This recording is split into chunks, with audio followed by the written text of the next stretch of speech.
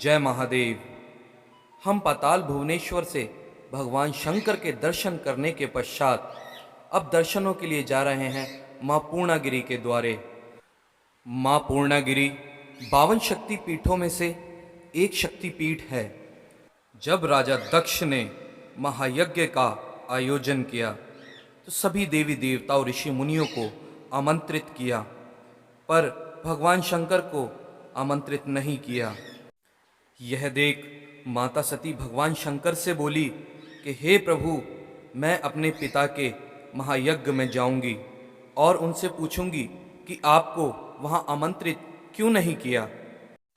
भगवान शंकर बोले, हे सती, जहां बुलाया ना गया हो वहां जाना नहीं चाहिए। ये सुनने के पश्चात भी माता सती अपने पति का अपमान न सह पाई और माता सती ने भगवान शंकर से हठ की और अपने पिता के यज्ञ की ओर प्रस्थान किया। जब माता सती अपने पिता के यज्ञ में पहुंची तो उन्होंने अपने पिता से पूछा कि हे पिताजी, आपने सभी देवी देवताओं को आमंत्रित किया है, परंतु भगवान शंकर को आमंत्रित क्यों नहीं किया। तब राजा दक्ष ने भगवान शंकर के लिए अपशब्दों का प्रयोग करते हुए कहा, मैं उन्हें जमाता नहीं मानता। माता सती अपने पति का अपमान होते देख वह अपमान सह नहीं पाई और उसी हवन कुंड में अपनी आहुति दे दी। भगवान शंकर को यह पता चला कि माता सती ने हवन कुंड में कूदकर अपनी आहुति दे दी है। तब भगवान शंकर यज्ञ स्थल पर पहुंचकर भगवान शंकर ने तांडव ही रच दिया। भगवान शंकर ने राजा दक्ष का शीश धड़ से अलग कर उनके प्राण अपनी मुट्ठी में बंद कर लिए। उस समय चारों ओर हाहाकार मच गया। जब भगवान शंकर का क्रोध शांत न हुआ तब सभी देवी देवताओं और राजा दक्ष की पत्नी के क्षमा मांगने के पश्चात राजा दक्ष को भगवान शंकर ने जीवन दान दिया और उनके शीश की जगह बकरे का शीश लगाया। जा रही है मंदिर माता पूर्णागिरि के। जोर से बोलो, जय माता दी। राजा दक्ष के बकरे का शीश लगाने के बाद माँ सती का शव उठा उन्होंने अपने कांधों पर रख लिया और तब भगवान शंकर बैरागी होकर वन वन डोलने लगे। यह देख सभी देवी देवता चिंता में हो उठे, क्योंकि सृष्टि की सारी व्यवस्था अस्त व्यस्त होने लगी थी। त्रिलोक के स्वामी वैरागी होकर वन वन भटकने लगे, पर्वतों पर भटकने लगे। तब सभी देवी देवता एकत्रित हो भगवान विष्णु की शरण में गए और उनसे प्रार्थना की कि हे प्रभु, इस दुविधा का निवारण कीजिए, नहीं तो भगवान शंकर के बिना इस पृथ्वी की सारी व्यवस्था कभी संतुलित ना हो पाएगी, क्योंकि भगवान शंकर त्रिलोक के स्वामी हैं। तब भगवान विष्णु ने अपने सुदर्शन चक्र को आदेश दिया कि माता सती के शरीर के खंड कर दें और खंड इस प्रकार करें कि भगवान शंकर को अनुभूति ना हो पाए। तब सुदर्शन चक्र ने भगवान विष्णु का आदेश मान माता सती के शरीर के खंड करने शुरू किए। तब जहाँ जहाँ माता सती के अंग गिरे वहाँ वहाँ शक्तिपीठों की स्थापना हुई। कहीं माँ के चरण गिरे तो कहीं माँ के चरणों की उंगलियाँ, और कहीं माँ के हाथ गिरे तो कहीं माँ के केश। उन्हीं 52 शक्तिपीठों में से यह भी एक शक्तिपीठ है जहाँ माँ की नाभि गिरी है।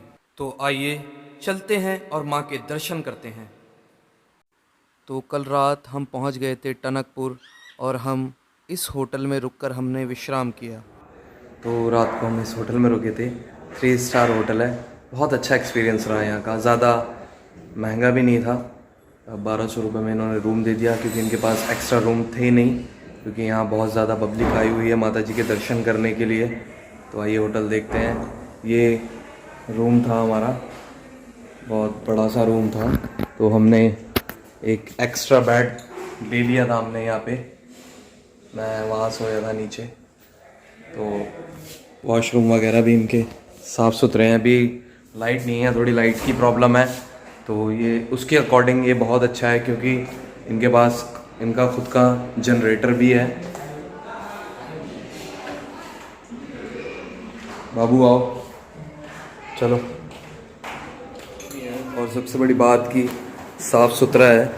रात को मैं गया था तो धर्मशाला भी देखी और भी होटल्स देखे तो कुछ ज़्यादा ख़ास नहीं थे, साफ़ सुथरे नहीं थे, सारी बात ये।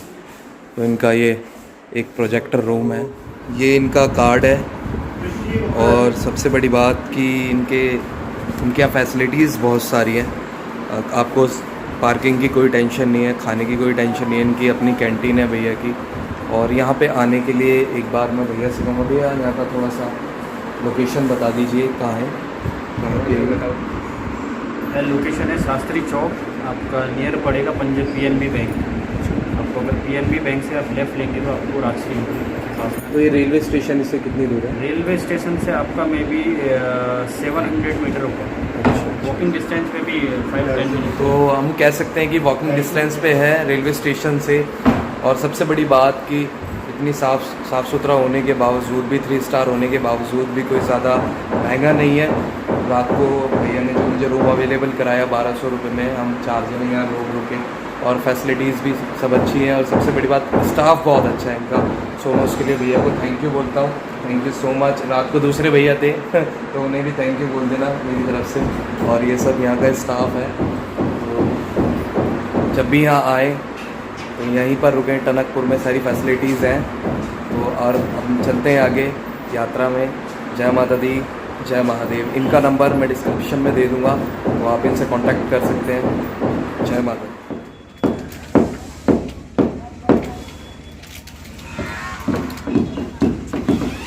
तो फाइनली हम चेकआउट करके बाहर आ गए हैं और हम चलते हैं माता जी के दर्शनों के लिए। आइए।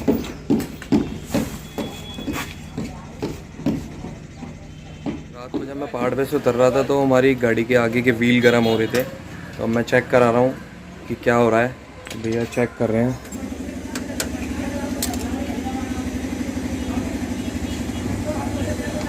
तो अगर आपकी गाड़ी में भी अदरवाइज़ कोई प्रॉब्लम आती है, यहाँ पर अगर आप आते हैं टनकपुर में, तो ये पूरी मार्केट है, बहुत अच्छी मार्केट है। और ये जो गाड़ियाँ ठीक करने की शॉप्स हैं, वर्कशॉप्स हैं, ये सिमट रोड के ऊपर है सारी, यहाँ पर टनकपुर में। फाइनली गाड़ी ठीक हो गई है और भैया ने कर दी। बहुत बहुत धन्यवाद आपका भाई। क्या नाम है आपका? फैजान खान। फैजान खान भाई का नाम है। बहुत बढ़िया काम करते हैं। पीछे मैंने एक मैकेनिक को दिखाई गाड़ी, तो वो उल्टा मुझसे ही पूछ रहा था भाई कि क्या हुआ गाड़ी में, क्या करूँ बताओ।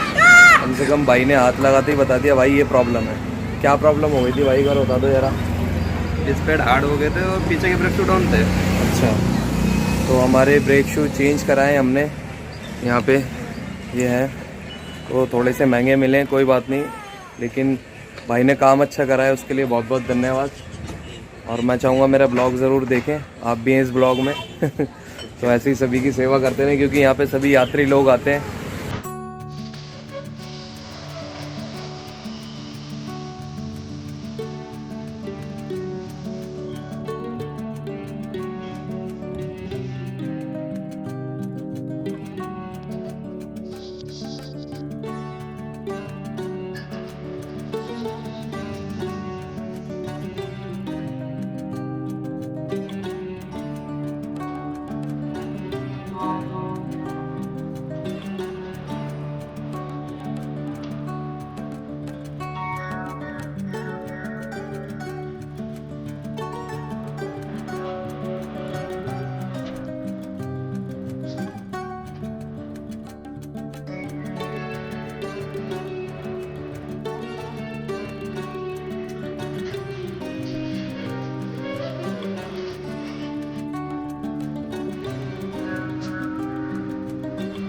तो ये गोमती नदी है।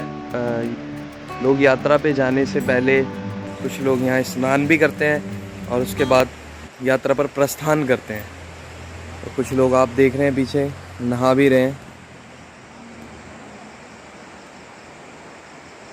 अब बोलो कहाँ जा रहे हैं? अच्छा, जोर से बोलो।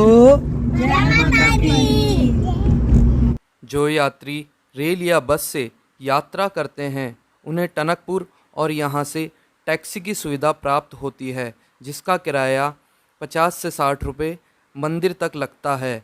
भैरव मंदिर प्रथम पड़ाव है जहाँ से पैदल यात्रा शुरू होती है।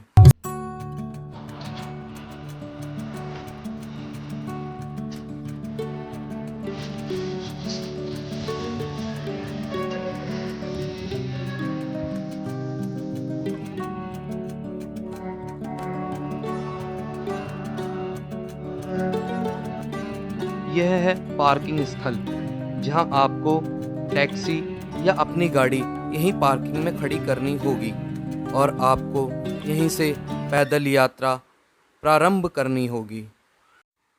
यहाँ से माँ के भवन की दूरी केवल 4 से 5 किलोमीटर की रह जाती है।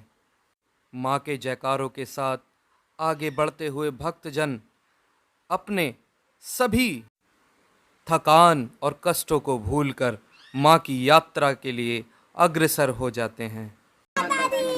सारे बोलो, जय माता दी। मिलके बोलो जय माता की। जय माता की। थक गई तुम? हाँ। तो अब क्या करा जाए? गाड़ी में। गोदी में। फाइनली ये कुन्नू और इसकी मम्मी थक जाती है और इसकी मम्मी तो कह रही थी कि भाई मैं पैदल नहीं चलूँगी और पैदल चलना पड़ रहा है। क्यों, कैसा लग रहा है पैदल चल के? अच्छा लग रहा है। और अभी तो मुश्किल से हम 10-20 मीटर ही दूर आए। अभी तो हमें 3 किलोमीटर चलना है। चलो, माता जी शक्ति देंगी। जय माता दी।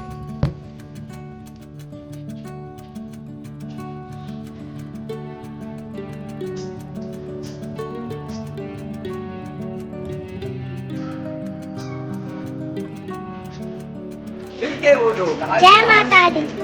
अच्छा बोलो, जय माता। जोर से बोलो। जय माता। तो भाई फाइनली इशू थक गई है, क्योंकि मोटे लोगों को थोड़ी सी परेशानी होती है चलने में। तो इशू क्या हुआ, सांस फूल गया?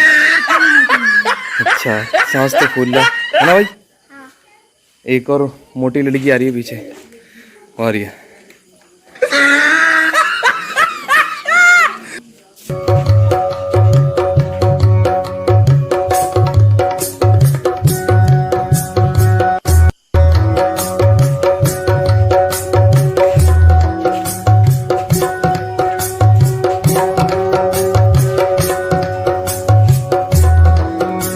फाइनली चढ़ाई शुरू करने के बाद हम पहुंच गए झूठे के मंदिर में।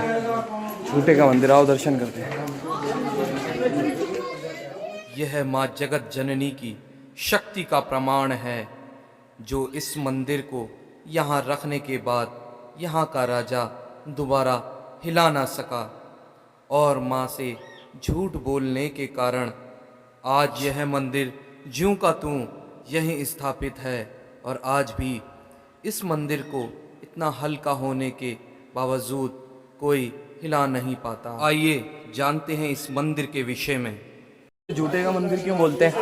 क्योंकि एक राजा ने कहा था कि मेरी संतान हो जाएगी तो मैं सोने का मंदिर चढ़ाऊंगा, तो उसकी संतान होगी, इसके मन में लालच आया, वो सोने की जगह ये पीतल का लेके आया, सोने का पानी चढ़ा दिया मतलब उसने।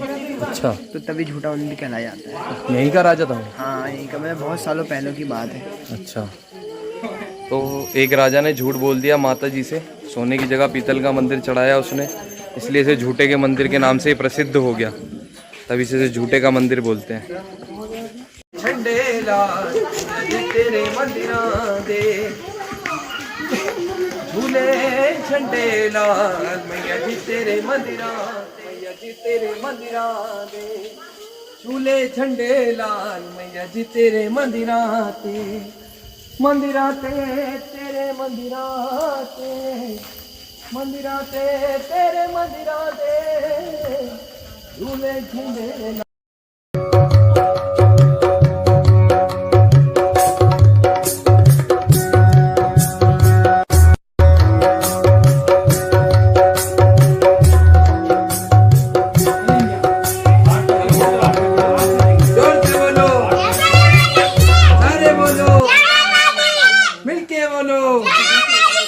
और जोर से बोलो।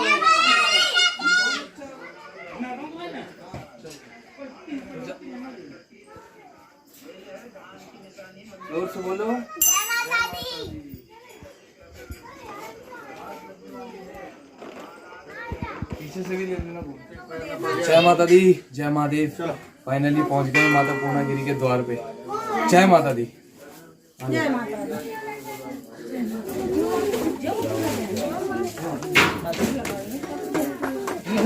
जयकारा शेरों वाली दा। सच्चे दरबार की जय। बाबू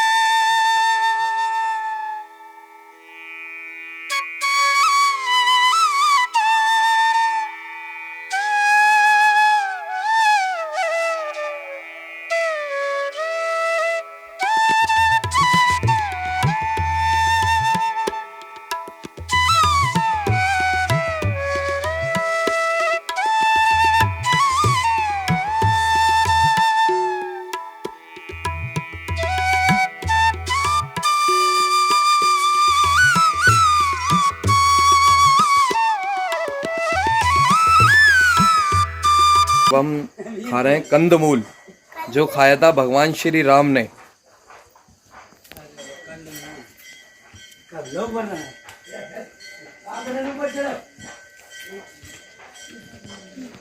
तो भगवान श्री राम ने ये त्रेता में खाया था कंदमूल, और हम कलयुग में खा रहे हैं। ये माँ की लीला। जय माता दी, जय महादेव। माता जी के दर्शन करने के बाद यहाँ पे भैरव बाबा के भी दर्शन करने पड़ते हैं। तो आइए चलते हैं भैरव मंदिर में और दर्शन करते हैं।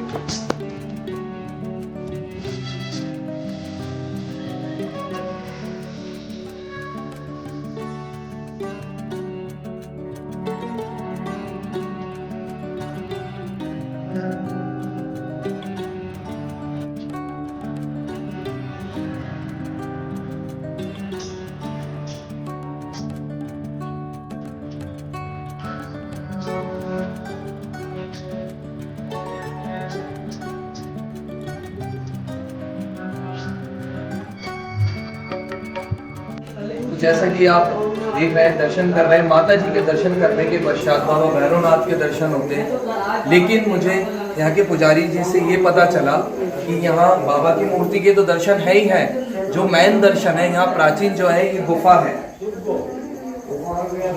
आप ये जो गुफा देख रहे हैं तीनों, ये गुफाएं प्राचीन हैं।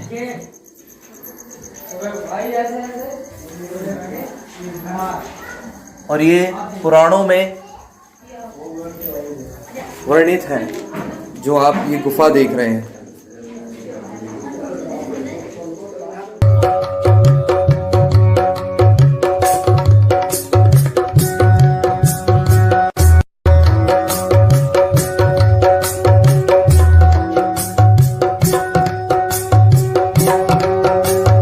महादेव, आप जैसे कि पूर्णागिरी माता जी के दर्शन किए और उसके बाद बाबा भैरवनाथ के दर्शन करने होते हैं, तो बाबा की बड़ी कृपा हुई है। यहाँ के जो पुजारी जी हैं उनसे बात करने का हमें मौका मिला है।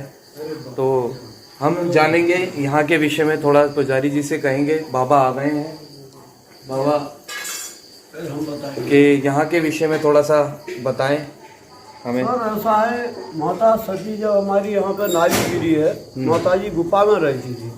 पूर्णागिरी माता, थोड़ा फोटो पर गुफा में रहती तो भैरव बाबा ने जिद कर दिया वहीं पे।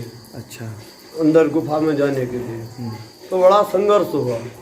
उसके बाद भैरव बाबा का सर काट के माता ने अलग कर दिया भैरव बाबा को। अच्छा। फिर बाद में वो बोले कि मेरे से गलती हो गई, हे माता मुझे क्षमा कर, मैं इस लायक नहीं था ना। इसके बाद मतलब मैया ने ये कहा कि चल तू बेटा छोड़, मेरे दर्शनों के परचाए तेरे दर्शन होंगे। हाँ, ठीक है। ये सभी यात्रा तो ये जैसे कि वैष्णो देवी में दर्शन करते हैं माता जी के दर्शनों के बाद, वैसे ही यहाँ भी दर्शन होते हैं। यहाँ भी वैसे होते हो सर। तो यहाँ पे ये जो स्थापना है, बाबा का धूना भी है, आप देख रहे हैं ये। सब चीज है।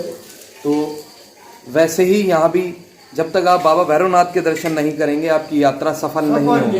पूर्ण नहीं होगी। तो रास्ते में ही सबसे पहले बाबा भैरवनाथ का मंदिर पड़ता है, लेकिन माता जी के दर्शनों के पश्चात ही यहाँ बाबा भैरवनाथ के दर्शन होते हैं। ये जाते हैं। तो मैं पंडित जी से यही आशा करता हूँ कि यहाँ जो भी भक्त लोग आए उनको सभी को दर्शन कराएं। का मेला चल रहा है, सरकारी मेला समाप्त हो गया, लेकिन हमारा मेला 12 महीने चलता है साल।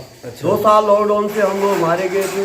इस साल माँ पूर्णागिरी ने बहुत बढ़िया किया है, बहुत अच्छे यात्री आ रहे हैं, सब सुख शांति करके मेला निभाया है। गुरु जी बहुत बढ़िया है। जी जी, बहुत बहुत आपका बहुत बहुत धन्यवाद। बस मैं ये आशा करता हूँ कि जैसे मैं किसी और की वीडियो देखकर आया हूँ, मैं बड़ा सौभागी हूँ और बड़ा ही धन्यवाद करता हूँ उन्हें जिनकी मैंने वीडियो देखी। तो आप मेरी वीडियो को शेयर करें, लाइक करें, सब्सक्राइब करें। जय माता दी, जय भैरवनाथ ज़रूर लिखें। तो ऐसे ही ताकि प्रचार बढ़ता रहे और सभी लोग दर्शन करते रहें, देखते रहें रुखड़ साहब ब्लॉग्स। जय माता दी, जय महादेव।